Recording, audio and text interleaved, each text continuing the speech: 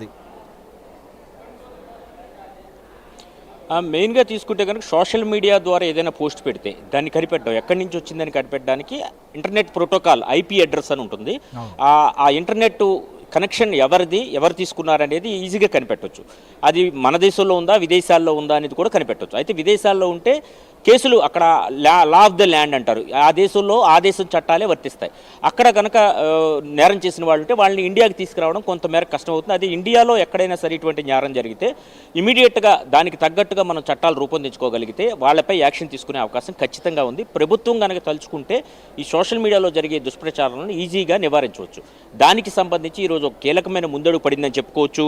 ముఖ్యంగా ఇప్పటికే సోషల్ మీడియాపై ప్రభుత్వం నియమించినటువంటి క్యాబినెట్ సబ్ కమిటీ ఒకటి ఉంది. ఆ సబ్ కమిటీలో కూడా ఈ అంశాల మీద ప్రధానంగా చర్చించాలని కూడా ముఖ్యమంత్రి సూచించారు ఈరోజు క్యాబినెట్లో కూడా. ఈ ఇష్యూని చాలా సీరియస్గా తీసుకోవాలని కూడా చెప్పడం జరిగింది. రీసెంట్గా తీసుకుంటే కనుక రీసెంట్గా జరిగిన సంఘటనలు చూడొచ్చు మనం.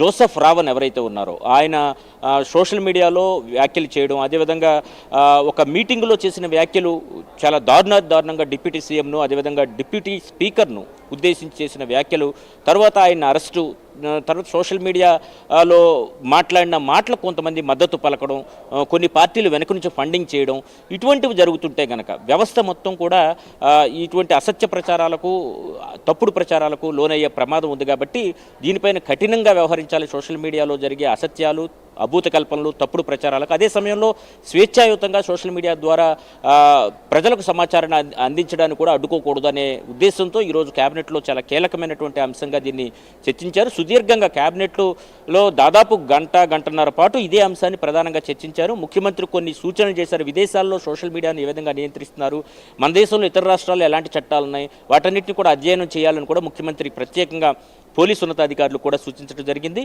ముఖ్యంగా సోషల్ మీడియా నియంత్రణల విషయంలో టెక్నికల్ ఎక్స్పర్ట్స్ ఎక్కువ అవసరం అవుతారు కాబట్టి అవసరమైతే ఆ ఎక్స్పర్ట్స్ను కూడా మీరు హైర్ చేసుకోండి అని కూడా ముఖ్యమంత్రి చెప్పడం జరిగింది. కాబట్టి వీటిని నియంత్రించడం అనేది ప్రభుత్వానికి పెద్ద కష్టమైన పని కాదు. గతంలో కూడా హైకోర్టు న్యాయమూర్తుల మీద వైసీపీ అధికారంలో ఉండగా హైకోర్టు న్యాయమూర్తులను కరోనా వచ్చిన గదిలో పేషెంట్ను ఉంచి అందులో వేసేయాలని కూడా అప్పట్లో వైసీపీ సోషల్ మీడియా వింగ్కి చెందిన కొందరు సోషల్ మీడియాలో పెట్టడం జరిగింది. తర్వాత ఐపీ అడ్రస్లు, మెయిల్ ఐడీల ద్వారా వాళ్ళందరినీ కూడా పట్టుకోవడం జరిగింది. వాళ్ళందరినీ కూడా హైకోర్టు ముందు నిలబెట్టడం జరిగింది.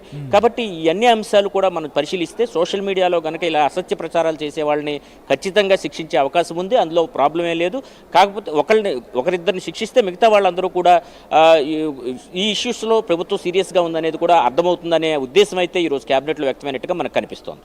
రైట్ అయితే కొన్ని విషయాల్లో మంత్రులు కావచ్చు లేదా వ్యవహరిస్తున్నటువంటి విధానం పైన, స్పందిస్తున్న తీరు పైన కూడా చంద్రబాబు కొన్ని సూచనలు చేసినట్టుగా తెలుస్తోంది. ముఖ్యంగా ఈ రకమైనటువంటి విమర్శలు కానీ లేదా 2 ఏళ్ల పాలన పూర్తి చేసుకొని అభివృద్ధిని, సంక్షేమాన్ని గురించి కానీ అమలు చేస్తున్నటువంటి వాటిని ప్రజల్లోకి తీసుకెళ్లేటువంటి టైంలో అసలు కంప్లీట్గా డైవర్ట్ పాలిటిక్స్ నడిచింది. అసలు కంప్లీట్గా దానిపైన కాకుండా అనేక అంశాలు మనం చూసాం. సాయి కృష్ణ ఎపిసోడ్, ఇప్పుడు జోసెఫ్ రావణ్, లేకపోతే అనంతపురంలో నిన్నొక ఎపిసోడ్, ఇట్లా రకరకాలుగా దృష్టి మళ్ళించే వ్యవహారాలు సాగుతున్నాయి. దీనిపైన మంత్రులు ఎలా రియాక్ట్ అవుతున్నారు, దీనిపైన చంద్రబాబు నాయుడు ఎందుకు కొంత అసహనం వ్యక్తం చేయాల్సిన పరిస్థితి, కొంత సూచన చేయాల్సిన పరిస్థితికి వస్తుంది? అంటే వైసీపీ తన స్ట్రాటజీని క్రమంగా మారుస్తూ వస్తుంది అనేది మనకు అర్థమవుతుంది. ఇదే విషయాన్ని ముఖ్యమంత్రి కూడా మంత్రులందరికీ కూడా వివరించడం జరిగింది.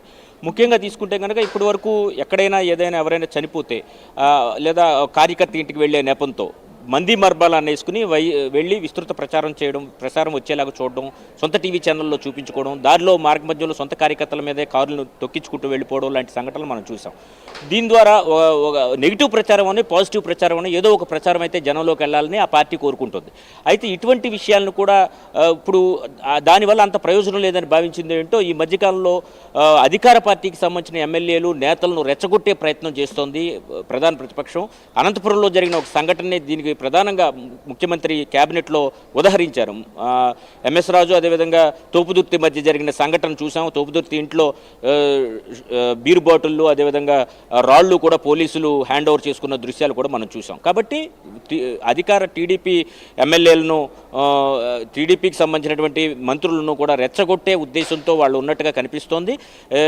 తద్వారా శాంతి భద్రతలను ప్రాబ్లం క్రియేట్ చేసి అధికార పక్షానికి ఈ బురదంతా రాసే ప్రయత్నం అయితే ఏదే ప్రతిపక్షం ఉందో వైసీపీ చేస్తుంది. కాబట్టి ఆ విషయంలో జాగ్రత్తగా ఉండాలి. మంత్రులందరూ కూడా, ఇన్ఛార్జి మంత్రులందరూ కూడా ఆయా జిల్లాల్లో ఉండే ఎమ్మెల్యేలకు ఈ విషయాలన్నీ చెప్పి వారు సమయంతో ఉండేట విధంగా చర్యలు తీసుకోవాలని కూడా ముఖ్యమంత్రి ప్రముఖంగా ఈరోజు కేబినెట్లో చెప్పడం జరిగింది. రైట్. ఈ టాస్క్ ఫోర్స్ ఏర్పాటు ఎప్పట్లోగా జరగచ్చు? దీనికి ఏమన్నా ఒక కాల పరిమితి లాంటిది ఏమన్నా ఉందా ఏంటి? అంటే మంత్రివర్గ ఉపసంఘం దీనిపైన ఒక నిర్ణయం తీసుకోబోతుంది. ఏం జరుగుతుంది నెక్స్ట్ స్టెప్లో?